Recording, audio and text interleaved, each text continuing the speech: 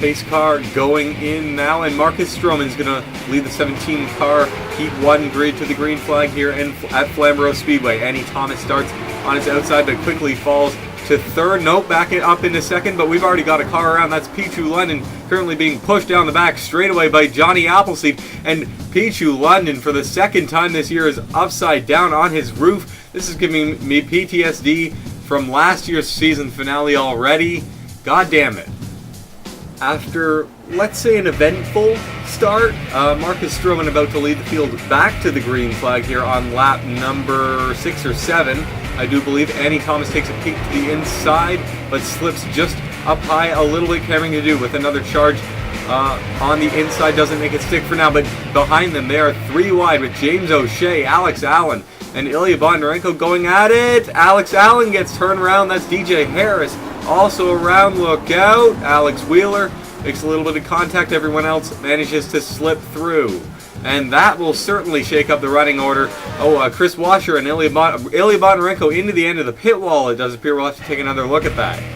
Bondarenko, after making contact with Allen, goes all the way to the top of the racetrack. Jacob Young gets into the back of him, and trying to get back on the racing surface, he gets stuck with 2 wheels on the banking and 2 wheels off, and he has nowhere to go but the pit wall. That will take him out of the race for sure. Chris Washer, and with a mechanical failure in the 5, I'm sure that contact with the 77 didn't help, but Washer will also go out of the race.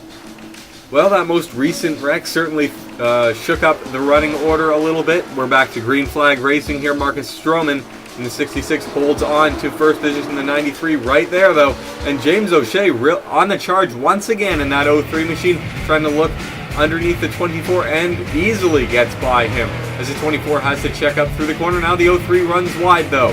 And here comes Rusty Babinski with the charge past Gadou and trying to go after O'Shea, as they've made it a green flag lap, but the caution is out. But you made it 1 green flag lap, and for that I give you all participation medals. The caution was caused when Alex Allen, impatient trying to get his way into the top 10 to potentially make this race, got into the tail of Johnny Appleseed, sending him around and giving the 00 a little bit more damage. 20 laps into this 38 lap event now, as Stroman once again takes the green flag. He's getting used to that, I think. Annie Thomas still in second, and was quite competitive with Stroman before the last caution, as Mike Doan, Spencer Fullerton, and Jacob Young were running 3 wide down the back straightaway, and I expected better from a bunch of more experienced drivers than that. Rusty Babinski takes a hard hit into the wall, getting airborne, and then being spun out by Mike Doan again. The caution only out now, though. I don't know what took the flagman so long, racing back to the flag, and Jacob Young makes some contact with Allen. Spencer Fullerton goes for a brief kind of mini spin thing, and we're back under yellow once again. Under caution, Marcus Stroman has blown up from the lead. That's really devastating for him. He was leading the whole way through all of the 4 green flag laps we've had so far this race, and now he's going to have to race his way in the last chance qualifier / B main, where only 2 out of the 28 spots get in. It's really going to take a miracle for him to make the feature. 11 laps to go, and James O'Shea, your new leader, as he returns the field to the green flag. Cameron Gadou in second. Annie Thomas fell to third, coming back to the most recent caution. Hopefully, from here on in, it goes cautionless. Alex Wheeler, under the last caution, had a small mechanical failure and went a couple laps down. Is back out on the racetrack, and now he's piercing up the racetrack in turn 1. I think we've got yet another caution. Johnny Appleseed into the back of the 69, and of course one of the negatives of not having an earth wall on the inside is that stuff like that can happen. Poor Alex Allen in the 49. He's had a pretty rough day so far. Not too much of his own doing either, but he's definitely going to have to race his way in the B main. 4 laps to go for James O'Shea. Cameron Gadou right on his bumper and takes a look to the inside immediately on the restart. Keeps his nose there. Can he get a run into turn 3? No. O'Shea cuts down back in front of him. Spencer Fullerton is going to make this race. Usually is at the receiving end of some unfortunate incidents, But having an okay drive today has kept his nose relatively clean, except for that 3 wide incident early on, but we don't talk about that. Only 11 cars on the lead lap. 10 of them are going to make it, as long as we don't have yet another crash. I believe we're coming to 2 to go now. James O'Shea, still the race leader. DJ Curtis up into 3rd position in the 16 car, taking a peek on the 24. White flag already out for the race leader, but Alex Wheeler gets turned into the grass one more time, just for good measure. Mike Doan with significant damage from that impact, but he doesn't have to worry. He's already locked into the race based on points. James O'Shea wins Heat 1. An eventful Heat 1 it was. Cameron Gaddu finishes 2nd after a hard-fought race. One of the only good races that didn't end in disaster this Heat race, with DJ Curtis, who finished 3rd, Andy Thomas 4th, Jacob Young P5, Spencer Fullerton, Johnny Appleseed, and Zachary Fitzwater 6th, 7th, and 8th. They all make it into the feature. Babinski and Doan finished 10th and 11th. They were locked in, though, based on points, and so poor old DJ Harris in the 36, the only other car on the lead lap, will not make it into the feature, as will not anyone behind him.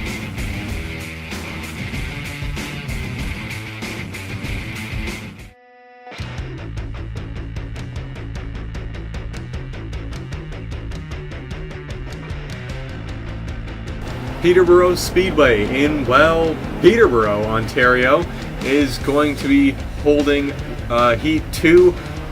Zach Riel managed to get the pole in that 33 machine. The 12 of Tyler Thaper starts on his outside. 12 trying to hold strong with a little bit of help from Matt Duncan just behind, but we've already got some trouble. Alex Tanker over in that number 15 car, and he comes to a stop on his lid before we even get halfway down the back straightaway. That's going to be a new HARC record for fastest rollover, and this is already giving me PTSD from Heat 1. Riel jumps away from the field on the restart. Thaber and Duncan side by side for 2nd into turn 1 on the 2nd lap after the restart. But the caution is out once again. Can we please just get a few more laps? Please, come on. Really? Really? Unlike his brother Duncan, William finds himself in the middle of a rat's nest here. 3 wide as Sam Morrow gets into the back of the 27, and that will send Will Hoyt and Duncan around. Boyle's got a tiny piece of that, as did Sam Morrow. A relatively tame crash, though, that was, compared to a couple of rollovers we've seen in the heats so far. Riel once again pulls away just a little bit on the restart. The 99 in front of Tyler Thaber might be able to go after the 33, though, now that he's in a bit more clean air. Nicholas Samadillo in the 47, still right on the tail of the 12. Like, take a peek to the inside. Thaber blocks just a tiny bit down the back straightaway. And just behind TJ Dent and Sidney Krasta going for a few of the last transfer spots, along with Luca Obrovac, Daniel Voiles, and Ophelia Ndumian. Less than 15 laps to go, and Matt Duncan beginning to lose a little bit of time on Zach Riel. Tried both the inside and the outside on Riel a few laps ago. Might have used up a bit too much of his tires, though Riel just maintaining his smooth, calm pace as he drives around for these final few laps. Nicholas Samadillo, on the other hand, has been charging his way up towards these two. Now just a couple of car lengths behind Duncan. Behind them it is Thaber, about a second or so back. Ryder Smith in the 7 is having a good run today. Chris Louvier in the number 98 has made his way up into a transfer spot. Dent with a comfortable spot in 7th as well. But Ophelia Ndumian and Sidney Krasta are currently occupy the final transfer spots, 8th and 9th, with Samadillo up in 2nd. Samadillo being one of the championship contenders. And Tanker out of the race. It is going to be the top 9 transferring directly to the feature, while the rest go to the B main. With 5 to go, Will Hoyt and Duncan are currently racing for 11th place. That's just simply not good enough, and they need to work together if they're going to make it into the feature. Looks like they're going to come a little bit short, potentially due to their spins earlier on. Sam Morrow and James Silverfox are in the same boat. they're likely going to have to race their way in the B main. As is, of course, Kerry Davis with that severe rear end damage. He just doesn't have the downforce to make these corners. Actually, that should have maybe added downforce, but I'm sure that damage perhaps is making that car a little bit hard to handle. Just a lap and a half to go now, and it's Samadeo and Matt Duncan racing for second. The caution is out though, and Riel therefore will come across the white flag and the yellow flag. No green white checkers for these heat races, and that means that if Riel can just coast it around under the pace car, he will in fact win this race. Sidney Krasta trying to hold off Luka Obrovac for the final transfer spot, moves down the racetrack just a little bit, but Luka also did not give an inch.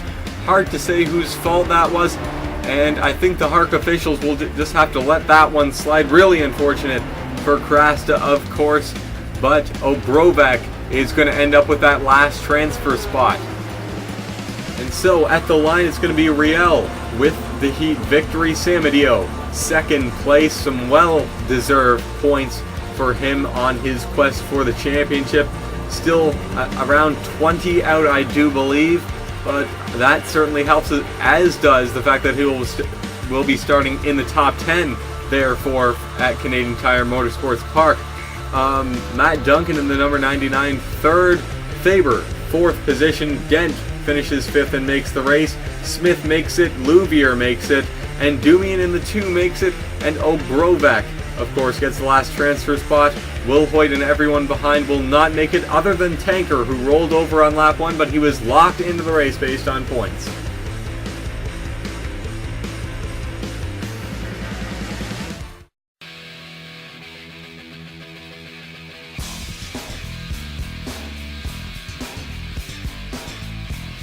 Delaware Speedway is host to heat number 3, one of the largest ovals in Canada at half a mile in length. Amin Al Ghul gets the pole for the race. Matthew Nicholson with a very good start along the outside. Going to be a real challenge for him to get the move to stick up there. The inside, of course, is the preferred line. Amin Al Ghul with a push through from Bill Littlejohn through turn 1, still yet to clear the 4, but will do so out of the final corner. It does appear holds the inside as a defensive position on the number 4, trying to prevent a crossover. Bill Littlejohn shoves the 4 up the track just a little bit, and the 30 into second position.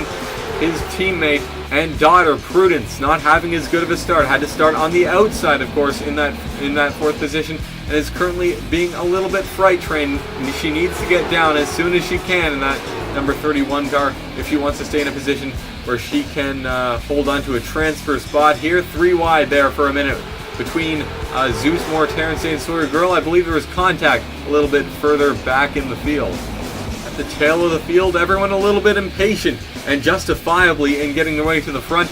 Matthew Stringer runs a little bit wide, and as a result, a little bit of contact between Andrew Rick sends Luke Walker around. Jeff Deary with a little bit of a piece of that. No harm, no foul for him. Luke Walker with very minimal damage as well. He's going to have a fight on his hands to get his way into a position where he can make the race, though. Green flag back out for Amin Al Ghul. He goes all the way up to the wall, and he's got to make sure he holds off Bill Littlejohn. No, he doesn't. Bill Littlejohn, a very timely maneuver to get to the inside of that number 96 car. Caught him sleeping there on the front straightaway, and a third of the way into this race, Littlejohn is into the race lead in that number 30 car. What a day it would be for him if he could get the heat race win and perhaps start on pole for the season finale. Matthew Nicholson in the 4 into second and past the 96 of Amin Al Ghul. Amin falling back just a little bit, now takes another peek but gets into the back of the number 4 there. They hold it together, although they were all the way down to the bottom of the racetrack exiting that corner. Ali Nelson tries for an outside maneuver on the number 96. It fails miserably, and here comes the 8 of Nick Pericles, potentially up the inside in that number 8 machine. It is a dogfight for the final few positions transferring here. Both of the championship contenders that are in this race that are locked into the season finale are not doing so well. Sam Curtis actually just got into what would be a transfer spot in that number 19 machine. but Don Thompson Jr. fighting hard with that number 19 car. Might turn him around down the back straightaway. Yes, he does, as Luke Walker almost goes around again. So heavy contact with Andrew Rick for the 19 machine, and it looks like the 19 is going to have to rely on that auto transfer after all. Bill's got 7 laps to go to hold off the field here, but Matthew Nicholson with a pretty good restart on the 4. He might catch the 30 sleeping. The 30 tries to get down, unsuccessfully, might end up 3 wide if he's not careful. Down the back straightaway, up there with Amin Al-Ghul, trying to hold him off. It's going to be a real struggle for him, and yes, he loses the spot to Matthew Nicholson in the 4, who is in the race lead, takes a bit of a defensive line. One more time, Nick Pericles slides up the racetrack, the 30 forced to take a little bit of evasive action there. And the 8 of Nick Pericles into second. Amin Al-Ghul trying to get back into a podium spot in that number 96 car as the 30 begins to fall back. He really needs to get in line. He needs to make sure he gets that in back to the inside before Ali Nelson goes for a charge on him into turn 1. Manages to do so. Nelson stuck in 5th rather. Sawyer Girl is at the tail end of the field here, just minding his P's and Q's. He's in 15th spot. Curtis and Rick out of the race from their accident a few laps ago. Ty Dent just does not seem to have the speed to get a transfer spot with just a couple of laps to go. Zeus Morrow back here as well. Damir Bejyanov, a real surprise. He won at Vernon, another half-mile short track earlier this year. But it doesn't look like he's going to transfer here today. Luke Walker back here as well. Prudence Littlejohn currently outside of a transfer spot behind Matthew Stringer. I believe it's the final lap actually. And it appears that Don Thompson Jr. may be the final car to transfer as we cross the line here. Nicholson pulled away in the final few laps to take a commanding win in Heat 3. Pericles second, 1.22 seconds back. Amin Al-Ghul 3rd place. Nelson up into 4th. Bill Littlejohn fell a few more positions. Terrence Day gets a top 5, well deserved for that 55 machine. Jeff Darian, the 91, finishes 6th after coming back from that early accident. Very impressive job for him to race his way into the feature. Bill Littlejohn finishes 7th in the 30, not the run he was expecting to get, I imagine, with just 8 laps to go. And Don Thompson Jr. rounds out the top 8. Bill's teammate and daughter, Prudence, will not make the race. She's going to have to race her way in like so many others in the B main.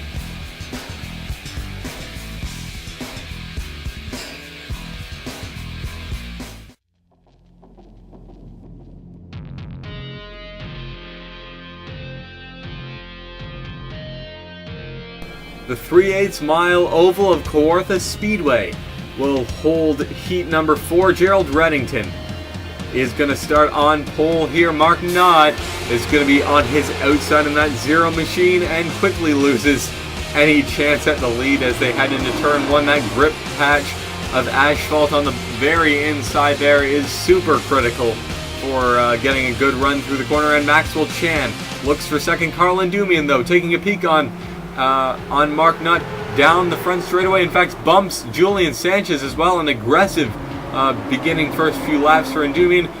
He's locked into the finale, but I'm sure he wants a few more points to get himself into a bit more comfortable scenario when it comes to winning the championship. He's 33 points back, which basically means that Endumian needs to not only win the race, lead the most laps, but also either be the hard charger, get the pole, or get the fastest lap. But the caution is out as Tyler Markell got turned down the back straightaway.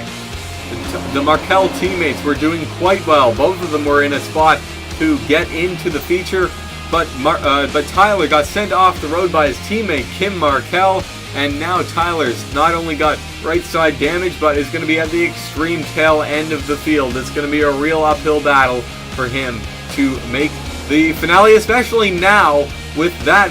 Mark Nutt went around.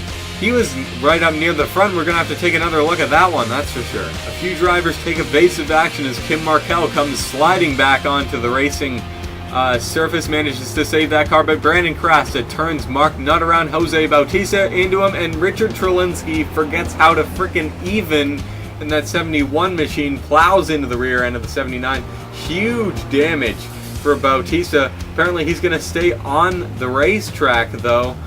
Trelinsky is definitely out of the race. Apparently Markel is coming in as well, and there's some terminal problems in that on that number 10 machine, and that will be the end of his day. Reddington leads on the restart. Chan takes a peek to the inside, unsuccessfully for now, unless Chan dives it in turn 3, isn't able to do anything there. Julian Sanchez up to third. Carlin Dumian runs very, very wide in that number 1 machine. That's not going to get him anywhere. The 06 of Sean Morrison pushes the 1 car out of the way. The 06, of course, the other driver locked into this one. Sean Morrison's a little bit closer to the actual championship picture than Dumian, that's for sure. If with a few points from this heat race, Morrison could get himself within 20 points of the championship points lead heading into Canadian Tire Motorsports Park, which sounds like a lot considering the most you can get is 34, but really anything can happen. Jeffrey Fingai pushes Michael Cain out wide, going for a charge for, I believe that's 9th or 10th, and that could be a transfer spot for Fingai, who started 15th. J.R. Fitzpatrick just behind, doing a fine job so far this race. Fitzpatrick started dead last in 17th place, and is making his way towards the front of the field as well. Carlin Dumian, falling back in a hurry, was nearly on the podium, but just has not been able to keep that thing on the inside, sliding way out wide nearly every corner in that 1 machine. The 85 nearly making contact with him. He is now outside the top 10 again. He's locked into the finale, but he's really going to have a hard race in front of him with where he is right now. 5 to go, and still Gerald Reddington holding on to the lead, but Julian Sanchez in the 58 and the 06 of Sean Morrison still right there in case the 112 makes a mistake. With Carlin Dumian out of what would be a transfer spot for him, and Sean Morrison up front, that means that the top 9 should transfer. And Shrimp Engritz is currently in 10th place, trying to reel in the 85, but losing ground consistently to that machine. Really unfortunate for him. He's again going to have to race his way in that B main. It's going to be real hard for him to do that. Jose Bautista in the 79 car with a completely ruined front and rear end, doing surprisingly well, getting by the Carlin Dumian very easily. 11th place for him. He should be actually pretty proud of his efforts today, being in front of so many other non-destroyed cars in that absolutely garbage. What is that even? Like, is that a lemon? Like, it has the same shape as one. But anyways, Jose Bautista holding on to 11th, not going to get a transfer spot, unfortunately. Mark Nutt back here as well. Michael Cain and Andreas Allen very slow, kind of all race long. In the end, no one could challenge Gerald Reddington for the lead all race long. He leads from flag to flag to win Heat 4, and he's going to be challenging for the pole at Canadian Tire Motorsports Park. Not only that, but the 5 points he earned here today will actually put him back into championship contention. Though he's certainly a long shot at 32 points back, but anything can happen there. And especially if he gets a pole, he could very easily go challenge for the victory there. And if things go just right, he may just win the championship yet. Sean Morrison finishes second in that 06 car. That will put him within 20 of the championship leader, Mike Doan, heading into that feature race. Julian Sanchez, third position. Thanos and Fingai, fourth and fifth. Solid top 5s for them, and both of them earn their spot in the feature race. Chan, Krasta, Fitzwater, and Markel, the other drivers in, as well as Endumian, who was locked in to begin with. Everybody else to the B main.